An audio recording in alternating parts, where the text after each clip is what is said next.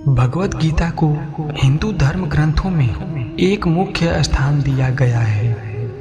गीता का उपदेश भगवान श्री कृष्ण द्वारा अर्जुन को युद्ध की भूमि में दिया गया सर्वश्रेष्ठ ज्ञान है। इस ज्ञान के द्वारा ही अर्जुन को सही और गलत के बीच का अंतर पता चला और इसी के आधार पर अर्जुन ने युद्ध में विजय हासिल की। महाभारत के युद्ध में भगवान श्री कृष्ण ने अर्जुन के सारथी बने और अर्जुन को गीता का उपदेश दिया। यह उपदेश जितना उस दौरान प्रासंगिक था उतना आज भी है, क्योंकि आज के समय में मनुष्य का जीवन ही एक युद्ध बनता जा रहा है। ऐसे में आप यहाँ जान सकते हैं कि किन परिस्थितियों के कारण मनुष्य पाप में भागीदार बनता है और इससे किस प्रकार बचा जा सकता है।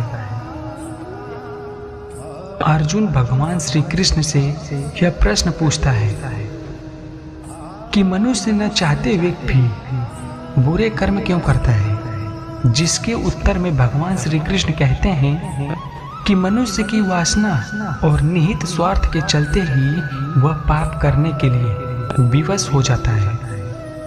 पाप करने की सबसे बड़ी वजह मनुष्य की काम भावना, किसी चीज को पाने की इच्छा है, क्योंकि काम वासना से क्रोध उत्पन्न होता है और क्रोध से भ्रम पैदा होता है, जिससे सबसे पहले बुद्धि नष्ट हो जाती है और यही मनुष्य के विनाश का कारण बनती है।